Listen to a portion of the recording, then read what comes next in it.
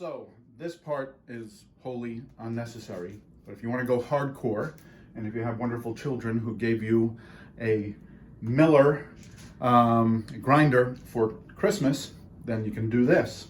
And in these times of hardship, Ma and I went out to the back 40 and harvested the wheat, and now we have wheat berries in these containers that I'm going to grind up, and going to use some of this, just some of this, for the bread. So here we go.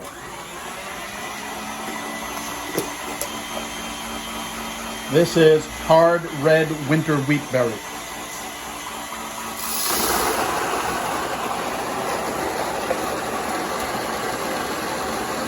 And this is a little rye berries. I'm going to mix this together.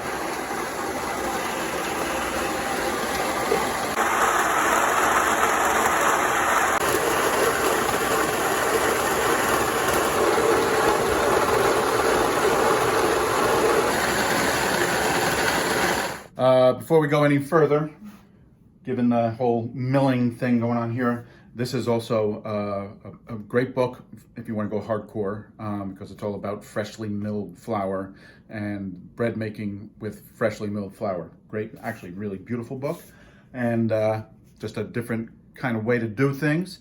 If you look up on the internet, there are 1,000 different ways to make bread. This is, again, still mostly tartine. A little bit of this thrown in, and that's where the grinding came in. Okay, so sticking with the tartine recipe, this milling of flour is only part of what's going to go into the mix. He calls for 100 grams of whole wheat flour and 900 grams of white bread flour. And again, you can buy whole wheat flour and not mill your own and keep it simple. This stuff is intense and it makes the bread more dense. So while I think I ground more than I needed, I'm going to use maybe a little over 100. Any combination to get to 1,000, the more whole wheat you do, the denser it's going to be. The more white flour you do, the lighter, airier, open crumb kind of thing going on there. So back to the scale. And a bowl I'm going to use for all of this. And we zero out again and convert to metric system. And I'm going to start once again with water.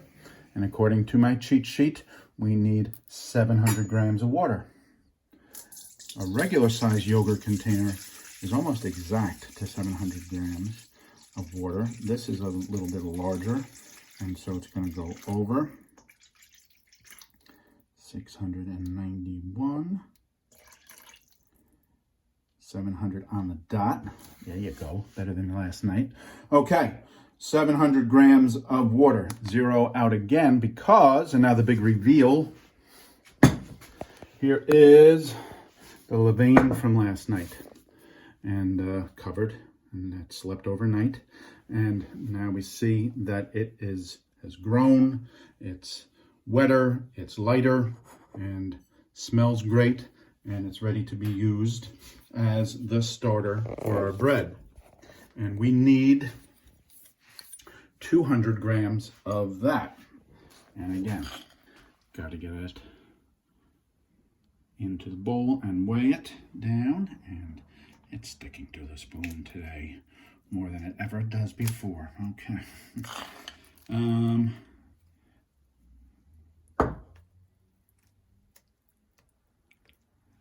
Very elastic, as you can see. Chris is a little freaked out about me using my hands sometimes in this video.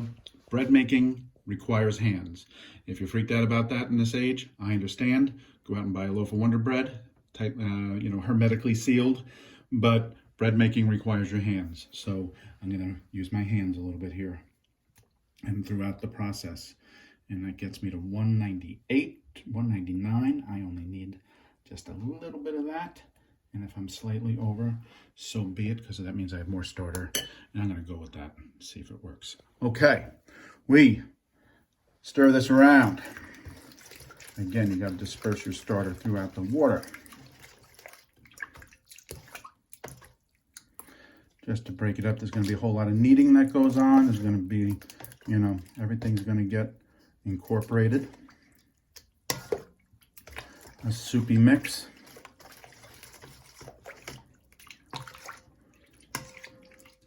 Ready to go. We've zeroed out again. We've got water and starter in there, and now we're going to use some flour, or add some flour. And I'll start with the heavy duty, freshly ground, freshly milled stuff, and see how much of that I want to use. That's up to 70. That's a little over 100. Go to 150 maybe, or something like that. Make it a little bit more intense. That's fine. Okay. And again, we're going to 1,000. So, however way you get to 1,000, you can mix. I've used some spelt flour from time to time. Nothing beats King Arthur bread from your local supermarket. And we're going to add this now.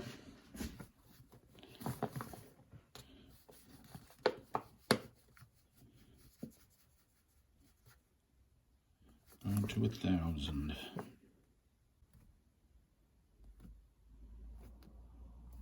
There we are. Okay, I can take it off the scale now. And I'm going to get that spoon back out and just stir this together.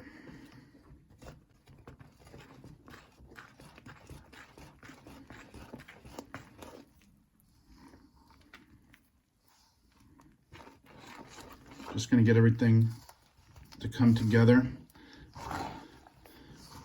You're going to start using your hands later. This is a good time to use a spoon, but then even in this part, I'm going to use my hands, as you'll see, and they will get sticky.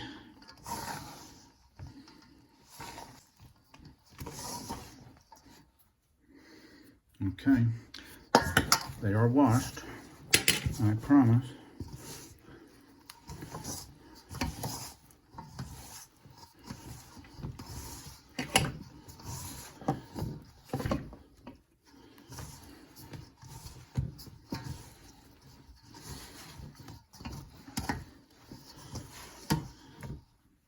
Still a little sticky here. Actually pretty sticky. Gets less sticky as the process unfolds. Use your spoon to take off from the fingers. I have no idea what professionals do. This is what I do. And this part is called, now, it's a fancy word for it. I don't know where it comes from. Autolysing. You're going to let this sit. The more whole wheat you have in there, the longer you let it sit. And it's just going to hang out for at least a half an hour. Not too much longer than that, but at least a half an hour to sit and start to come together. And then it will be time for the next step. So while this chills out for a while in the autolyze phase, you can use this opportunity to take what's left over of the levain that was made to start this whole thing. And this is a starter now. And I always add a little bit to my existing starter. This is not yogurt. This is an old yogurt jar that I use for my starter. Seems to come in handy. Okay, once again, sticking to the spoon. Perfect. And I got to mix that up. Incorporate this. Now I have a good amount of starter, a little bit of the old mixed in with the new. That's the way this whole thing works. That's why, you know, you have starters going back generations. You know, I guess there's some little percentage of the original piece still in there. Maybe, I don't know. But I let this sit on the counter and start to really bubble up nicely. And then when it does that, I stick it in the fridge. And when I do that, I don't have to mess with it for another week or whenever I bake next. So here it is on the counter. Okay, so the autolysing phase is done, and now it's time for the next step in the process, which is to add 50 grams of water and 20 grams of salt, all set and ready to go, just like in the cooking shows. And gonna now get in there with your hands. And this begins what is most of the rest of the process. And I can get it up from the bottom. I like to use the water to get some of the stuff off the bottom of the bowl too, because you don't want to waste too much. And you start just turning it and use the bread almost like a sponge to get up some of the stuff off the bottom. Twist it around a couple of times. You want to kind of squeeze the salt into the dough.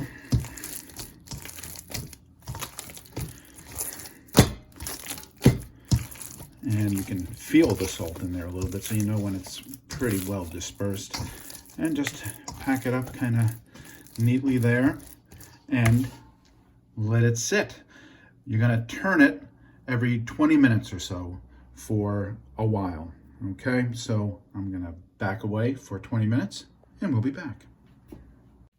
Okay, so it's time for the first turn, and best to wet your hands so it doesn't stick to the dough much. Hold the bowl and you're just turning it, and it's going to stay in the bowl the whole time. This is not a heavy kneading process. You really just turn it a few times, and that's it for now. 20 minutes later, we'll come back. All right, 20 minutes have gone by, and it's time for the second turn. It changes every time you do it, and you see now this is really starting to come together more. And again, just a couple of quick turns. Look at that, it's starting to hold a shape. We'll be back in 20 minutes.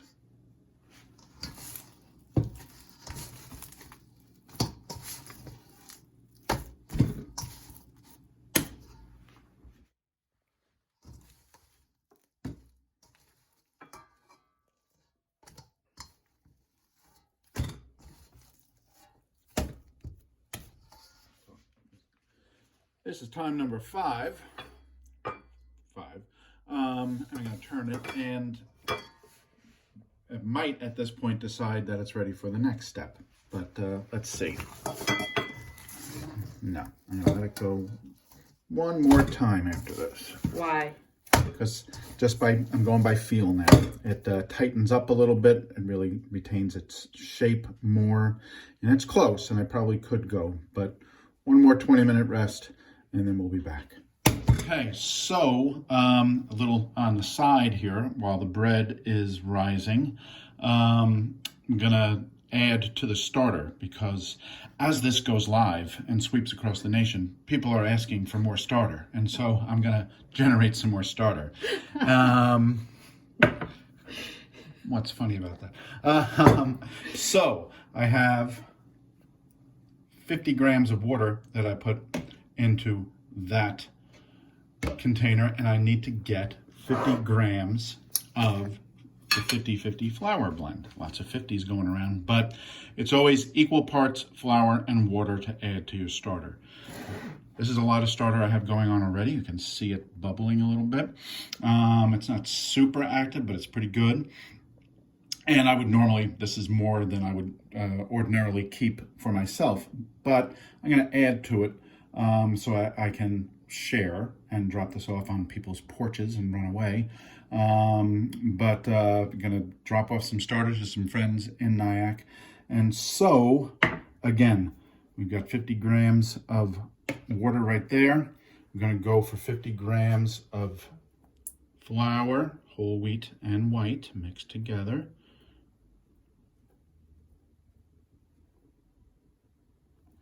That's 50. Look at that. Look at that. Okay. And so, take this, stir that together.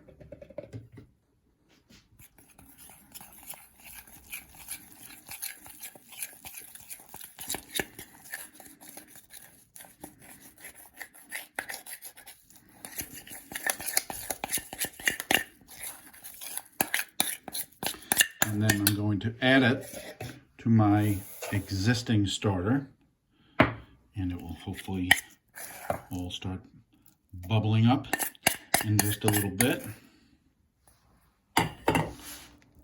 Again, the fingers. It's the way it is, man. It's a hands-on business.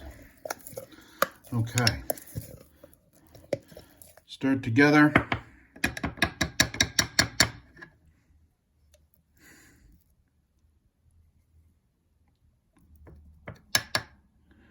And gonna lightly, loosely cover that. There we go. Stick it on the counter. It would really do well someplace a little warm, maybe slightly warmer than like room temperature, so that it can start to really work, but that's fine as it is. Starter. Yeah. So I was just consulting the tartine book one more time before doing this, because I want to try to get it right. This is the 6th turn of the dough. One of the things he says is to look for, after you kind of flip it and turn it like that, to see if it holds the edge for a while before, you know, kind of expanding back into the circle, and it's certainly doing that. So at this point, I think we're ready to move to the next phase. I'm taking it out of the bowl and dropping it on that surface. This piece of marble is great, but you can use another, you know, surface for sure. So don't get hung up if you don't have marble. All right, so some flour is going to go on top of this, and you just sprinkle. You don't want to use too much flour. What I do is just make sure it's kind of all coated on there. You have one of these guys, which is called a bench scraper. They're great. Again, a knife would do. And you're going to cut this roughly in half. I eyeball it.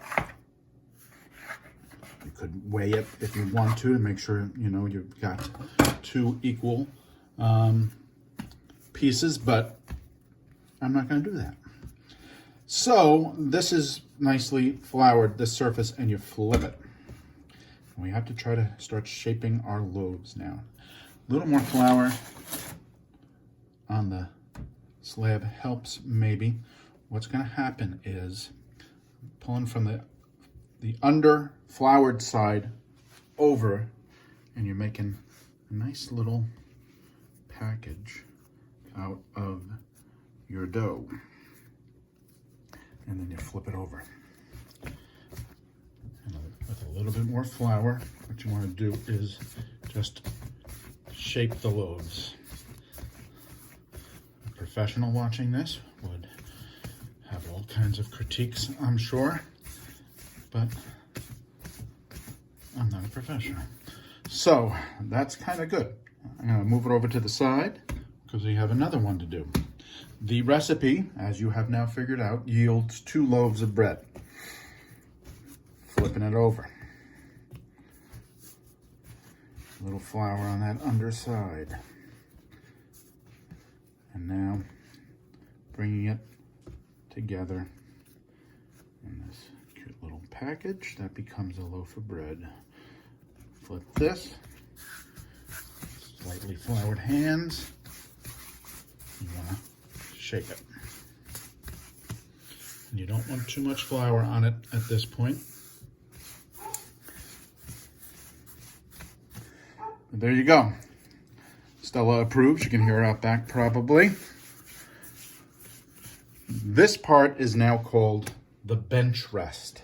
And it's going to sit here. These are going to sit here for about 30 minutes. And since there's a chance that by sitting out in the open air, they could get a little crust on them, I like to put a little piece of plastic on there. You don't have to, but that will keep them from getting hard on the top. They sit there for 30 minutes. They're going to grow a little bit more, and then we'll be ready for the next step. So it's been 30 minutes of bench rest, and I'm taking the plastic off. And we're going to now go to the next phase, which involves one more folding of the dough and then placing it into a bowl to chill out for a longer period of time. I'll talk about that in just a moment. So you don't need, but they recommend rice flour and all-purpose flour mixed together. So that's some all-purpose. I'm going to put some of that over there as well. And I just dump the rice flour in there. That's supposed to be about 50-50 as well. That's probably about right, and probably a little more than I need. And what you do with this is you put it onto the towel that hovers above the bowl right now. Sprinkle it. This is going to keep the dough from sticking to the towel. Okay, so you want to not be skimpy. Get it all around. And now that's ready, I take some of the all-purpose flour and sprinkle it on there. And like I said, this is one final fold. So take it off of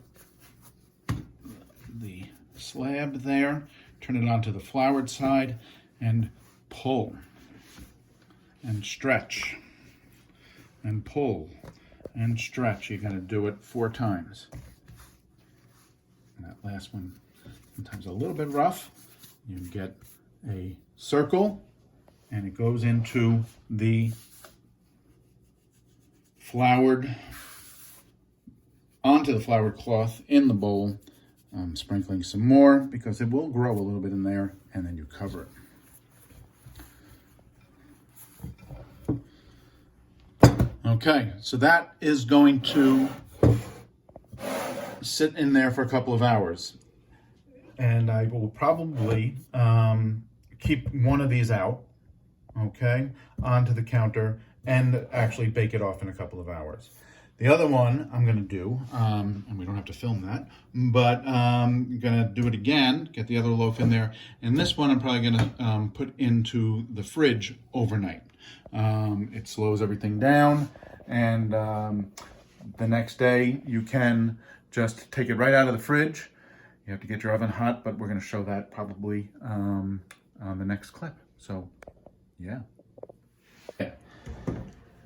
Do I say okay at the beginning of every segment? I apologize. Wow, this has risen quite a bit. Very active, very bubbly. I'm putting it out back onto the marble.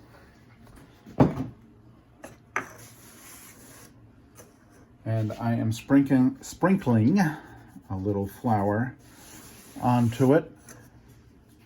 This is all now slightly decorative, what's about to happen. And I just tighten that up a little bit to get ready to throw into the oven. The oven has been preheating to 500, and what's in there is a cast iron combo cooker, but a Dutch oven, a baking sheet with a pot on top, something just to kind of sit on top of the loaf when it goes into the oven is what you need. The idea is to try to capture steam, because steam is going to come out of this in just a little while when it hits the heat. Okay, so it's been, the oven has preheated to 500.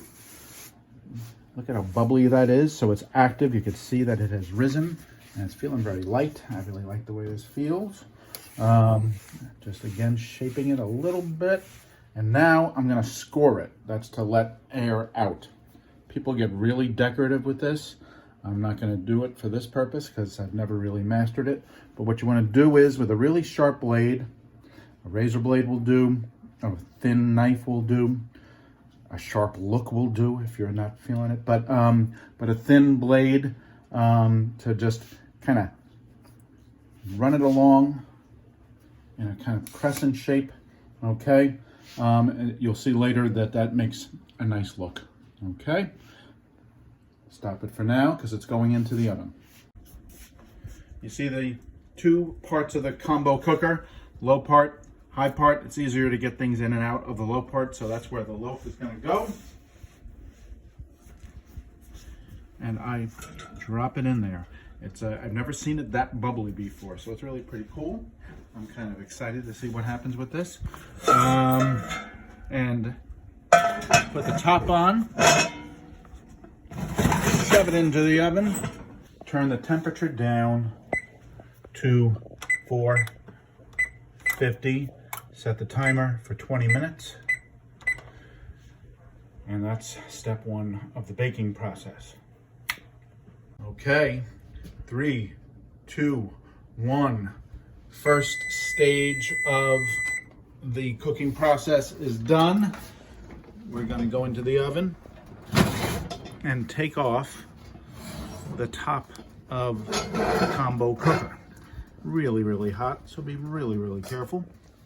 Whoa, it's risen very nicely. Not the most beautiful in terms of shape or whatever, but it's really puffy. It's going to have a nice crumb. You can tell already. It's going to go back in though for another 25 minutes, and we'll get nice and brown and crispy, and we'll be back then. Okay, I said okay again, but that is the end of the cooking process. You could let it sit in the oven for a couple more minutes, but I'm gonna take it out now because I want to get on with my life, and this has been all day. No, the process started at about 10 a.m. this morning. It's you need to be around the house, but guess what? You're going to be around the house. So that's why it's kind of perfect for it. It's not a lot of hands-on time. You just have to kind of visit the thing every once in a while and, you know, turn it as you saw, bake it as you saw. Lots of downtime in between. But when you're all said and done, out comes something that looks like this.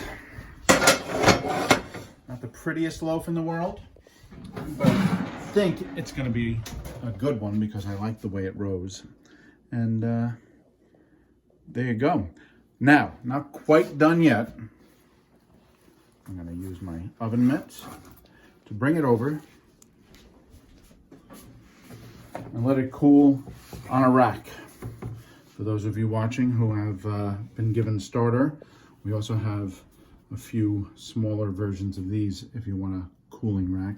Nice to let it get the air. You want it to, you know, cool down nicely. Yeah, it looks better that way, doesn't it? You gotta prop it. Right now, it's really hard. The crust doesn't, unfortunately, stay that hard, but it's really hard. And the hardest part now is to walk away from it until it cools down. Although, cheating in about 10 minutes when it's still warm and throwing some butter on there and letting it melt, that's pretty good too. Anyway, hope this helped. Thanks. I'm not wearing my hat. How's my hair? Well, we waited as long as we could. And it's still kind of on the warm side, but that's kind of the point too. So here's where a bread maker reaps his or her rewards. You slice this thing down the middle.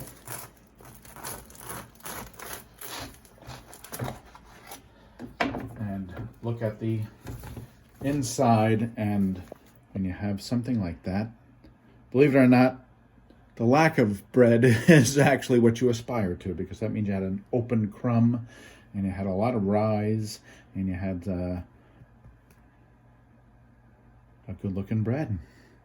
So I'm pleased with that one. And I hope you are too when you make yours. Thus ends our program. Happy bread making. Fourth time I've ended this, but lied a little bit. Need to get some salted butter, Kerrygold. Yes, they're a sponsor of the program. Slap some Kerrygold on there, and slightly warm. See, it's melting already.